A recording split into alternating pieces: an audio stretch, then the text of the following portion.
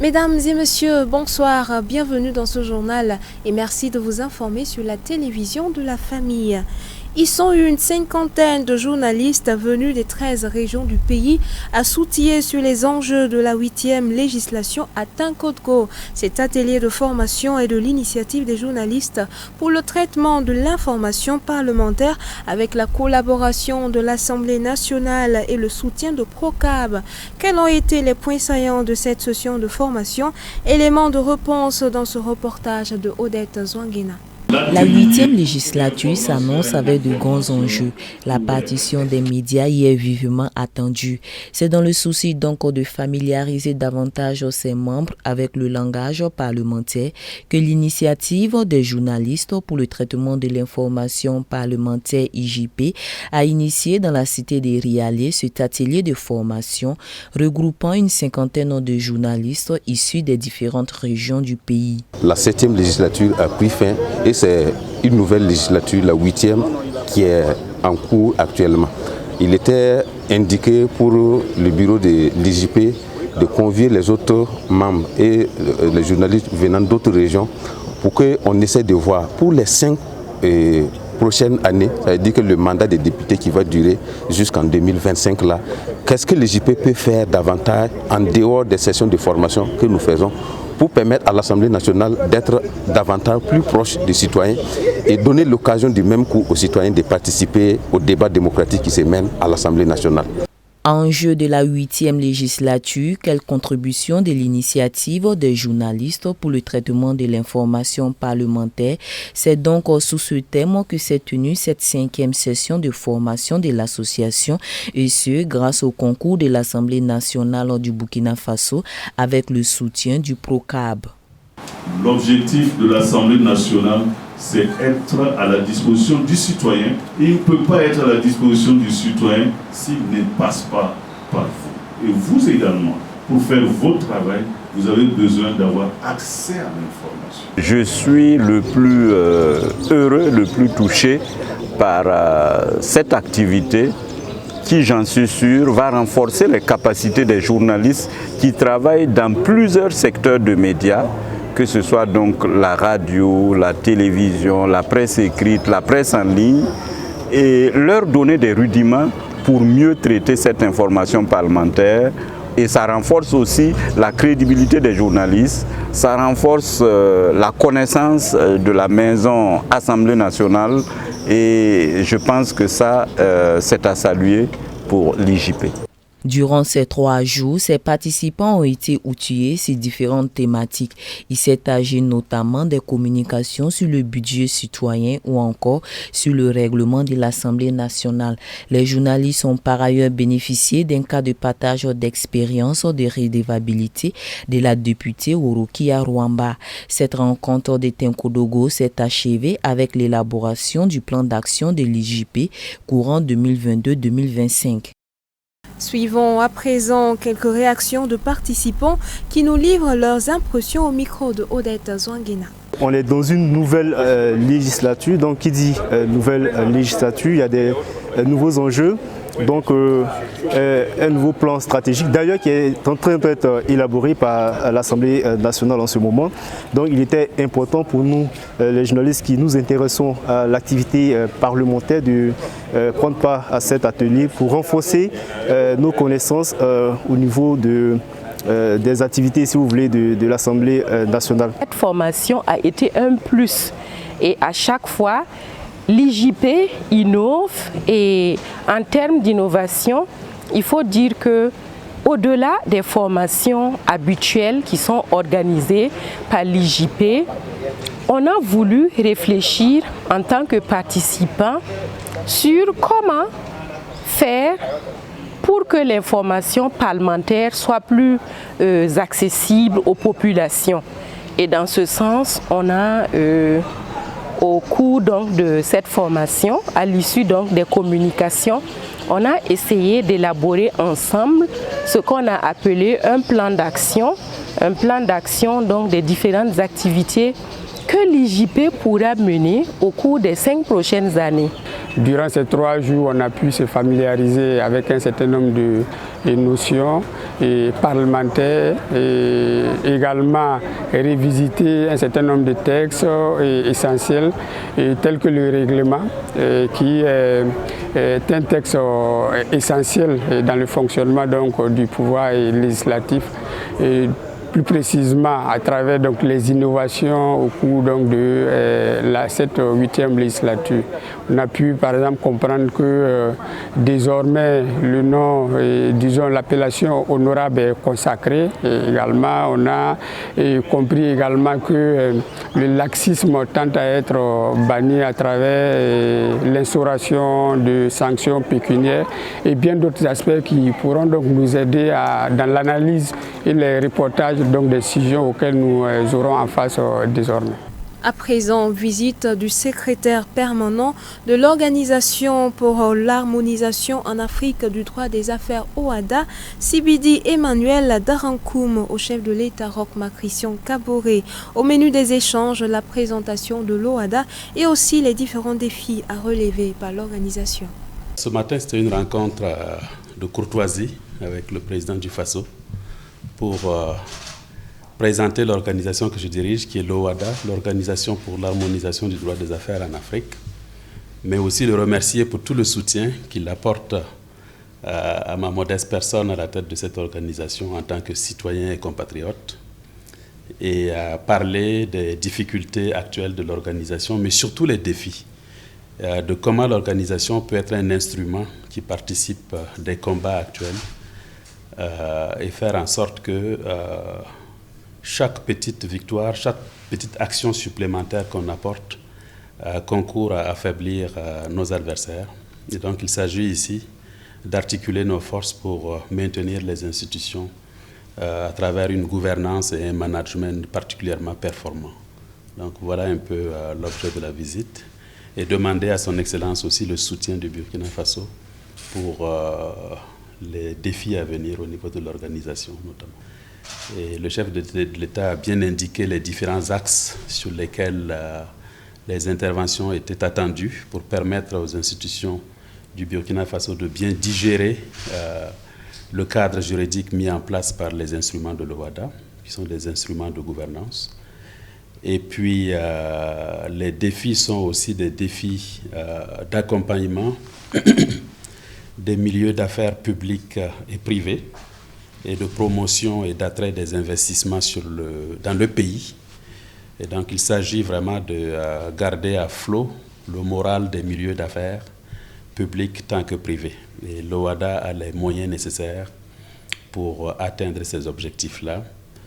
Et puis on a aussi des objectifs dans le contexte de la crise sécuritaire. Quelles sont les actions à entreprendre au niveau des différentes institutions qui font en sorte que nos plans d'action correspondent à la nouvelle donne. Hein, voyez-vous, les institutions fonctionnaient toujours d'une certaine façon en temps de paix, on va dire. En temps de crise, vous êtes d'accord avec moi que des adaptations sont parfois nécessaires. Donc il s'agira de réfléchir ensemble pour les adaptations qui conviennent à la situation actuelle. Donc voilà un peu globalement l'objet de la visite. Toujours dans la dynamique de la prière pour la nation burkinabé, l'église des Assemblées de Dieu de Gounguin a dédié son culte dominical pour cette cause au regard de la recrudescence des attaques djihadistes qui endeuillent le peuple entier, suivant les temps forts du culte avec Odette Sanguina et Gédéon Tapsoba.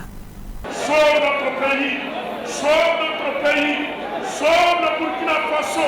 Comme au temps du roi Ézéchias qui s'est mis à prier et à crier au ciel suite à l'invasion des Sanchérib, roi d'Assyrie qui assiégea les villes fortes de Juda, le pasteur Jean-Marie Badiel et l'ensemble des fidèles de l'église des Assemblées de Dieu de Gounguin étaient dans la lamentation ce dimanche, implorant la miséricorde du Seigneur pour la délivrance du Burkina Faso après justement la récente attaque terroriste dont le dernier bilan officiel fait état de 80 morts, engendrant la consternation totale de part et d'autre.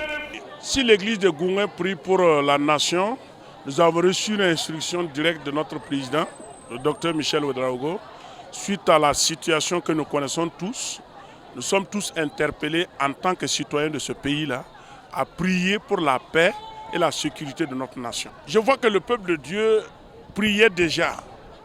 Et le fait de les interpeller à nouveau, de prier pour la nation, ne fait que les encourager à aller. Vous avez été témoin, vous avez vu comment les gens étaient consacrés, à prier avec instance et insistance pour demander à Dieu d'intervenir pour notre pays. Le salut du Burkina Faso réside en Jésus-Christ. Conscients de cet état de fait, les fidèles de l'église de Gounguin prennent à bras le corps leur rôle de sacrificateurs et de sacerdoce royal en demeurant fermes en Christ et en persévérant dans le jeûne et la prière.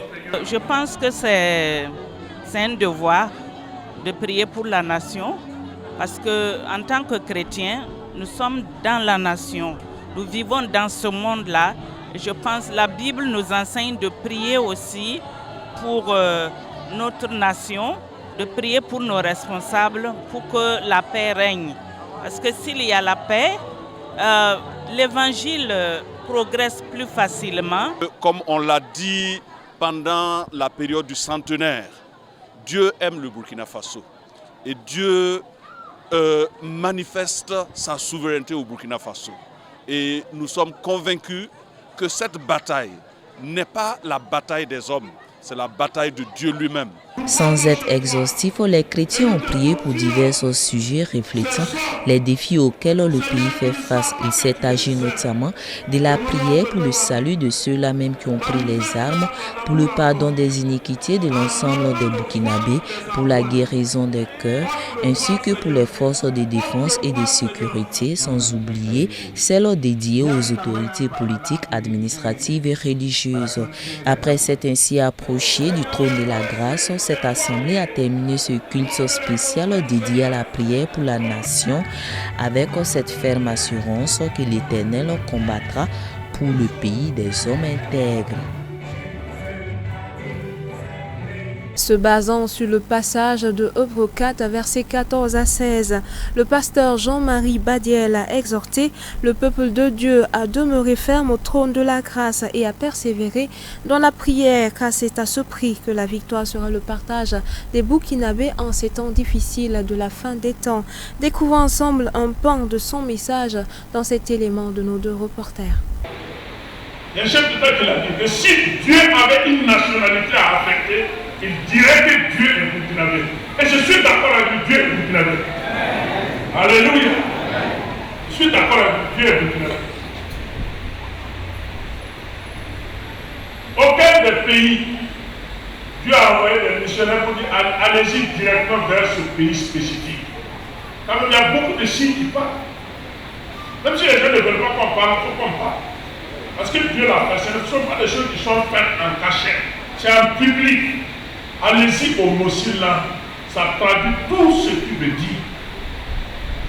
Même si nous baissons nos bras et nous refusons de prier, Dieu suscitera des hommes qui vont prier pour ce pays. Ça je vous dis. Dieu suscitera des hommes. Parce que ce pays-là ne doit pas s'écrouler. Ce pays doit rester et restera par la puissance de Dieu pour accomplir la vision de Dieu. Les gens parleront de ce pays en Afrique comme dans le monde entier, pour la gloire du Seigneur. Et si nous sommes fermes dans la foi, qu'est-ce qu'il faut faire? Au verset 15, la Bible accentue en disant que d'ailleurs, ce sacrificateur-là, il n'est pas quelqu'un qui ne puisse compatir à nos faiblesses. C'est encore intéressant. Il est celui qui nous connaît, qui voit les dispositions de notre cœur. Et de fait que Dieu voit les dispositions du cœur du peuple burkinabé. Et il voit les dispositions de l'Église. Même si nous n'avons pas les moyens, le Seigneur, ce sont nos moyens. David l'a dit, Goliath, je viens contre toi au nom de l'Éternel des armées. Nous ne comptons pas sur notre force, nous comptons sur la force du Seigneur. Et si le Seigneur marche au devant de notre peuple, tous les ennemis du peuple seront vaincus. Et nous croyons vraiment qu'ils seront vaincus. Créée en 2012, l'association Famille et Citoyenneté et Foi a été mise en place dans le souci de promouvoir l'épanouissement des familles et des couples. Elle se veut interconfessionnelle. Dans la mise en œuvre de ces différentes activités, elle a initié une sortie détente et un séminaire de couple qui auront lieu du 26 au 31 août 2021 à Koutougou. À cette occasion, son promoteur Philbert Yonli a passé un vibrant message aux couples pour une participation effective à cette rencontre qui se veut un moment de partage d'expériences, de détente, de communion et de restauration. Il s'exprime au micro de Odette Sanguina et Gédéon Tapsova. L'objectif de l'association, c'est quoi? C'est instaurer et renforcer l'harmonie conjugale au sein des foyers, voilà, et de la société burkinabé. Voilà, donc nous pensons que pour pouvoir instaurer cette harmonie-là, ou bien renforcer cette harmonie, et quand on est en famille, bon, c'est la routine. C'est la routine, donc il faut permettre de temps en temps au couple de sortir, laisser les enfants de côté d'abord, aller réfléchir par rapport à leur vie conjugale, à leur harmonie, voilà, pour que ces enfants puissent bénéficier. Le séminaire se déroule du 26 au 31. C'est-à-dire que les gens sont internés à partir du 26, soit le jeudi soir 26, ils vont arriver à l'hôtel. Voilà, ils vont arriver à l'hôtel et jusqu'au lundi 30, c'est fini. Le 31 là, c'est le départ le matin. Les gens vont quitter l'hôtel. Voilà. Maintenant, nous avons, en fait, je peux dire quoi, 3 possibilités. Voilà, parce qu'il y a les couples qui sont en vacances. Voilà, eux, ils viennent le 30. Ceux qui sont en vacances peuvent venir le 26. Voilà, mais il y a d'autres qui travaillent, qui n'ont pas eu de congé. Donc, c'est eux qui arrivent le vendredi soir. Voilà, ça veut dire le 27 soir, ils arrivent. Eux, ils payent 100 000 francs. Voilà, mais ceux qui arrivent jeudi soir, c'est eux qui payent 150 000. Mais ceux qui arrivent vendredi soir, ils payent 100 000. Maintenant, il y a beaucoup qui sont inscrits pour venir pour le week-end. Voilà, samedi, dimanche, ils vont participer à toutes les thématiques, tout le programme. Donc, eux, ils payent 50 000. Voilà. Donc, ça veut dire qu'on peut aller au-delà de 30 couples. Les thématiques, d'abord, nous avons l'épanouissement du couple chrétien. Donc, il sera effectivement traité par le docteur Daniel Chou du Cameroun. Il est conseiller conjugal. Bon, c'est quelqu'un qui n'est plus, parce qu'il a passé plusieurs fois à CVK. Il est connu de l'Afrique et puis même ailleurs. Donc, voilà, ils savent qui il est. Donc, c'est lui qui va entretenir, en tout cas, le 27 et le 30, c'est lui qui va prendre effectivement l'enseignement. L'appel à lancer, c'est inviter, en tout cas, les couples. Ceux qui n'ont pas le temps pour venir à partir du jeudi soir, voilà, qu'ils viennent fassent tout pour venir le week-end. Parce que le week-end, il y a en tout cas 4 thèmes qui seront traités, sinon 5 thèmes qui seront traités. Je pense que ce sont des thèmes qui sont bien nommés, vraiment pour l'harmonie, c'est le nom, l'harmonie du couple. Donc nous les invitons, ceux qui n'arrivent pas à venir le jeudi ou vendredi, qu'ils puissent sortir vraiment nombreux le samedi. Là, les frais sont moins. Voilà, comme j'ai dit, quand vous venez, c'est un hôtel que nous avons choisi, c'est le plus grand hôtel. Et aussi, le cadre est vraiment attrayant et convivial. Et voilà qui referme cette session d'information. Merci de votre aimable attention et très bon de programme sur CDI.